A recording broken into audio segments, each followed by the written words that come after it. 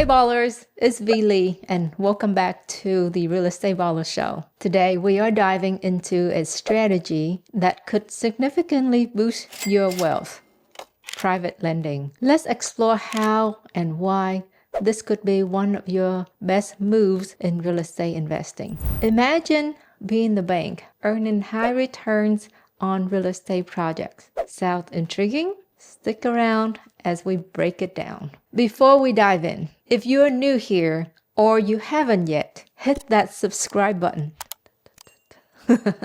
We are growing organically, and with your help by sharing this episode, we can reach more people looking to achieve financial freedom through real estate investing. Thanks for being a part of our journey.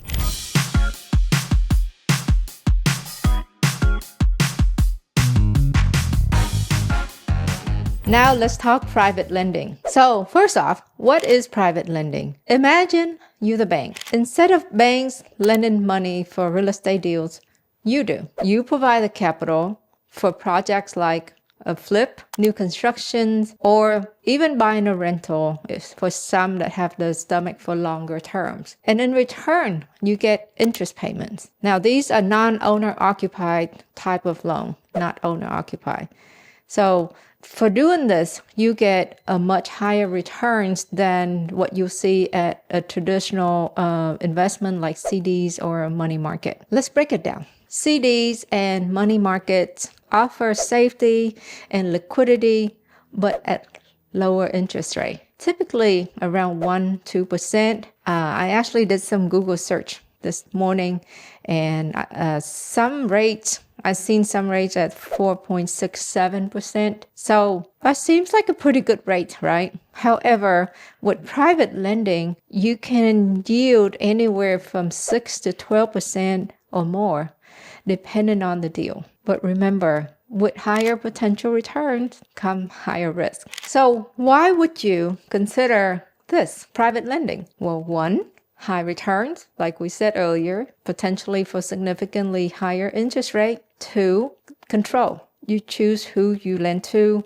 the terms, and the project you want to lend to. 3, diversification. If you invest in stock, if you invest in money market, CD, now it's another avenue to diversify your investment portfolio. And sometimes it adds some fun, right? 4, passive income. If structured right, it can provide a steady income stream for you. And here's the bonus. If you have a self-directed retirement account, you can lend money from it and enjoy the tax benefits. Now, with all that said, it's not all rosy. You need to vet the borrowers, understand the real estate market, and prepare for the possibility of not getting your money back if the deal goes south. But we have protection for that too. Like when we borrow from our private lenders, we go through great lengths to make sure our private lenders are protected. We here for the long haul, and you have to protect your private lenders.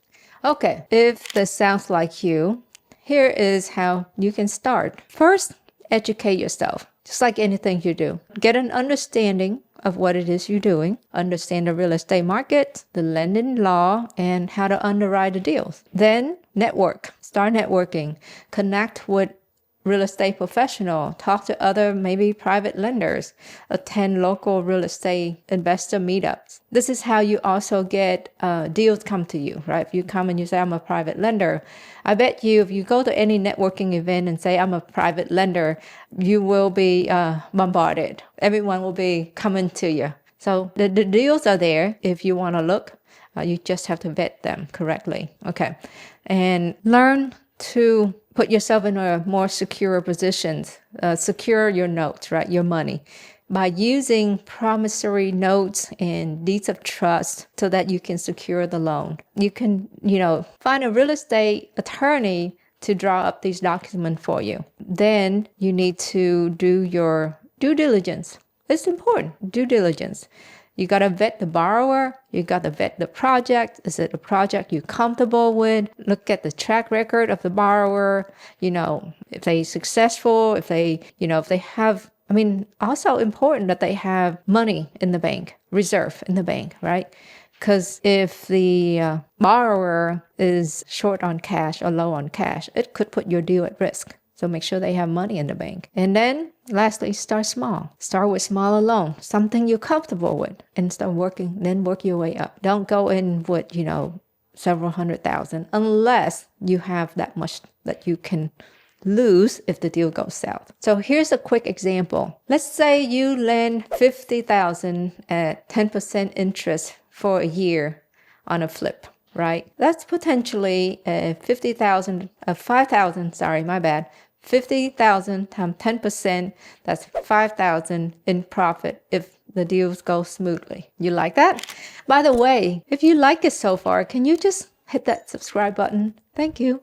So I cannot talk about private lending without talking about risk management, because I think risk management is the key, and it's more of your style, your tolerance of risk, right? So obviously there's no higher rewards without higher risk. So understanding the risk when you have to foreclose on the property or take it back via a deed in lieu. Here's something that you should understand so that you can manage is, let's say you loan the money for 12 months, but the deals get, things happen and it get extended to 18 months or 24 months. Can you handle that? What's your plan if that happens? If the borrower goes south, what's your plan? Do you have a plan in place to help you maneuver that? If the house catch on fire, do you have protection in place? So here's a bonus tip for you. Always verify that property tax are not behind and property insurance is in effect. So private lending isn't for everyone, but if you are looking to grow your wealth through real estate passively, it could be a game changer. Remember, it requires due diligence, patience, and the stomach for some risk. If you're ready to dive in, well, private lending might just be your ticket to beat CDs or money markets when you do it right. That's it for today, ballers. If you found this video helpful, subscribe for more real estate investing strategies and tips. And hey, drop your comments below.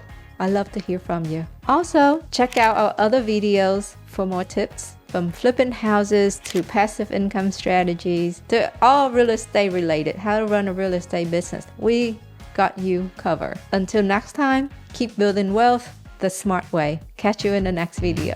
I've been asked a lot about passive investment, and I understand that there is nothing passive about being a landlord unless you can find a great property management company. So if you own an Airbnb, a vacation rental, or a short-term rental, and you are looking to free up your time, contact our team at Buzz Vacation Rentals at 281-549-8432, or check out our website at www.buzzvacationrentals.com.